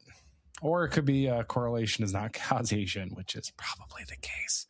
But anyway, I thought that was kind of a fun stat to kind of pass along. I didn't Happy realize it's not in retrograde when we play. I didn't realize so retrograde is like a chemistry term of some sort. I get the Mercury, astronomy. like I get science is not my strong suit. So I would assume the Mercury pun is what I'm missing here, but I like it because, like I said, I've said this before. Mercury Bischoff is a very Boise State women's hockey team name, if there ever was one. She really deserves to see if she can play on the blue ice there over in Boise. But she has retrograded, cooled off, however you'd like to put it. But still, she's put up a Cy Young season as a freshman, and you gotta watch out for her. The Mercury could rise at any moment. So, because it's a planet too. Now I get it. Okay. I'm thinking the chemical, not the or the element. Yeah, that's a chemical, right? As you can see, science not my strong suit. Trains not for science, not my strong suit. Sure enough.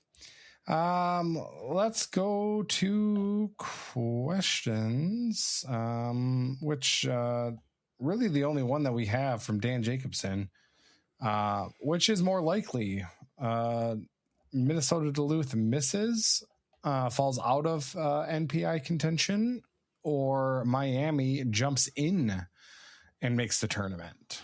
So which one do you think is more likely?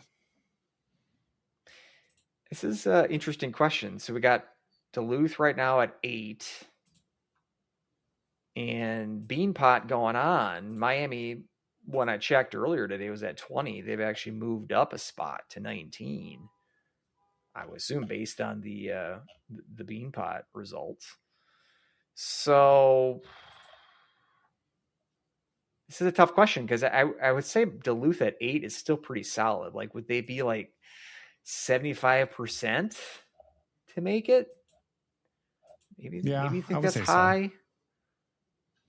So that means they're 25% not to make it. Miami at 19.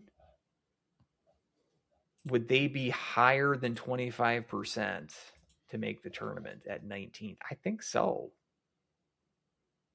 So I would say more likely would be Miami to make the NCAAs.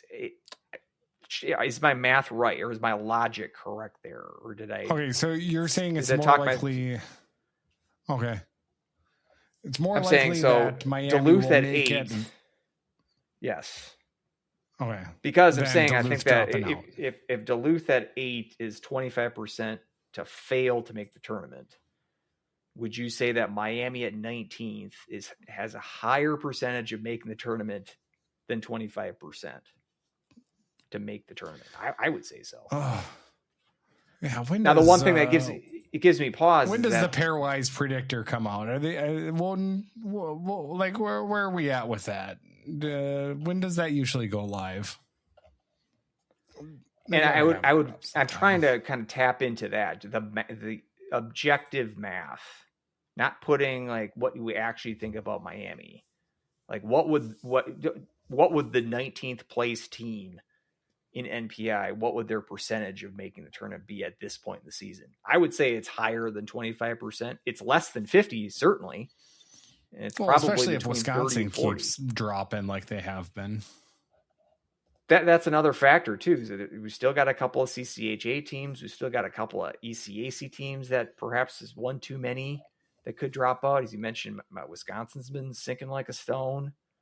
The one thing about Miami that I worry about, we'll find out in the next couple of weeks. Their upcoming schedule, they host Western this weekend, then they go to North Dakota, and then they host Duluth before wrapping up against Omaha on the road.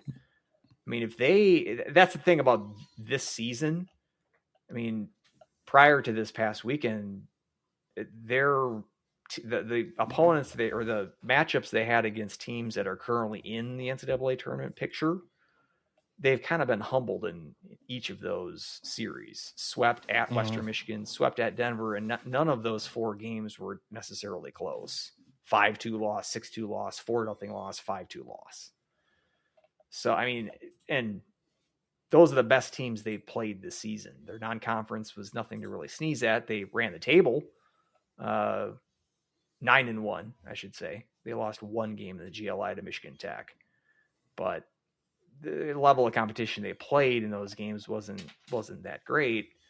So if they are having any intentions of making a serious run here, doing so in the next 3 weekends, not only does that give them an opportunity to jump into literal NPI territory and improve those chances of making the tournament, but it just kind of makes their run here that much more legitimate. And it's certainly possible. I mean, I am on the Miami train as much as I can be.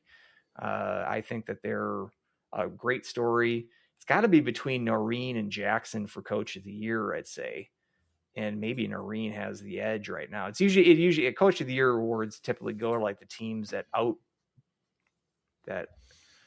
beat their prediction. Yeah. We thought you were going to be very bad, but you ended up actually being kind of good. So therefore, you're Coach of the Year. I mean, they could be 5th and still blow their expectations out of the water, because I think there were unanimous 9th place to be predicted in the preseason poll for the coaches and the media. So for them to be sniffing home ice and 19th in NPI at this point in the season is a testament to their turnaround. So I think it's a good question, though. There's a math element that I'm not confident that I've nailed that logic math wise, but I still don't. Yeah, I still would. I would think that Duluth's going to make the tournament, and I probably would not think that Miami's going to make the tournament. But I think more likely than not, more likely than Duluth missing, I would say I would put that with Miami making the tournament. Can you imagine 5 NCHC teams and one of them being Miami getting in? I was going to say I could definitely see 5 NCHC teams. Miami would be a stunner to make it, though. Miami would be. So, and then we got a couple of responses in regard to the favorite teams of all time. So we got an email. Do you want to read the email? You want me to read it? I gotta pull it up. Sure. No, go ahead. I don't have it readily available. So if you have it, go ahead. All right. Zach sent us an email. Top 3 favorite Husky teams, all connect to special memories. 99-2000 team with Gino, always be a top.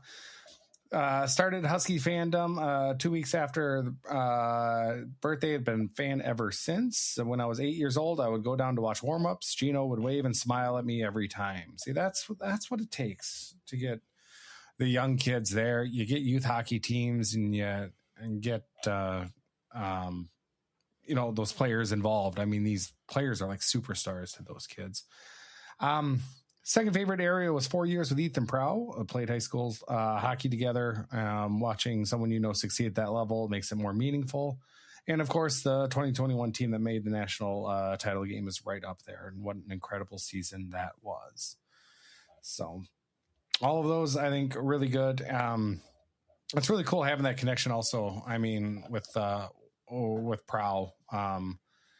And, just somebody that is, you play with. I've never, obviously I've never been on a line or played hockey with somebody nearly that talented. But that's really cool. And thanks for sharing those memories. And obviously really good picks for your favorite teams. It kind of goes to my theory that one of your favorite teams is going to be the first team since you became a fan that made a run. Mm-hmm. Kind of like my 05-06 Huskies, which didn't make the tournament like that 99-2000 team did, but still was, again, just coming on campus in 04, the year before. That was a rough year, but that first year where they really made a run, that's what endeared me to them. So that kind of goes forward. If you're 8 years old and the Huskies are making a tournament run like that, you can definitely see that's going to secure your Husky fandom from that point forward. So I like that pick and the other 2 picks as well. It's a good one. And especially, newer fans won't really know, and maybe you don't really know at 8 years old, but I think you do a little bit more so that college hockey at that time, I mean, it very much was kind of your blue chippers and, the also rans, whereas it took a lot for a lot of the smaller schools to kind of come back up. If you didn't have a hockey traditional powerhouse, some smaller schools sure did, but especially kind of out west, kind of in our area, it was really dominated by, the North Dakotas and Wisconsins and Minnesotas and to see, the underdogs of St. Cloud State kind of come. And then, those early years were something really special for the area. Yeah. It's I loved this is a good question. I like to see the answers coming in here. You had another one as well. Yep. Zamora wanted to say that he thinks his favorite was the 2010-11 team with Raboyne will always be his captain. Rowe, Lash, LeBlanc, Marvin, Hanowski, Eddie, Lordson, Fessler, Novak, Zabs, Oslin, Volpe, then Mike Lee and Double D between the pipes. He said he did this experiment to see what people think that they have in common with, favorite teams, what's kind of the commonality. And I think, like you said, those memories, of what kind of makes it there. I think a lot of it will be when they were in college. For me, it'll probably be after I left St. Cloud, but I was doing more road trip. It's like everyone's favorite SNL cast, less to do with who had the best cast, more to do of when it happens and where you were in your life. So I think that's a good pick. If you're going on more road trips, you're supporting the team, you're closer to that action, and also they notice you. I mean, I still think about Nick Dowd sending a tweet shouting me out for going to Wisconsin. Yeah, that's the difference between you and me. I do not like to be seen. I just like to be heard on the podcast. But I really don't want to be tweeted out. Yeah, no, I'm fine. Don't need to be tweeted about. So it's all good for me. I'm just going to be happy to be in the stands this weekend. Again, the season has taken another turn on this roller coaster ride. But it's always a good weekend when I get to take in some Husky hockey. So anyone also that's making the trip, hit me up. And always like to meet some new Husky fans. So looking forward to the trip. That about does her this episode of the Huskies Hockey Podcast. I'm Weldie at More Clappers, MOAR, More Clappers. Andrew, you can reach him at Andrew SCSUHHP, the email huskieshockeypodcast at gmail.com, cloud coverage, hockey.substack.com. Got a latest ice shavings post I just whipped together today. Check that out as well if you want some further commiseration about this past weekend for the Huskies teams. And yeah, it's a down point in the season for both of these teams, but I'm still heavily invested and I can't get enough of them. So let's turn around this weekend with some W's. January junk is over. The men go 5-5, which is an improvement. So that's not junk. Silver lining.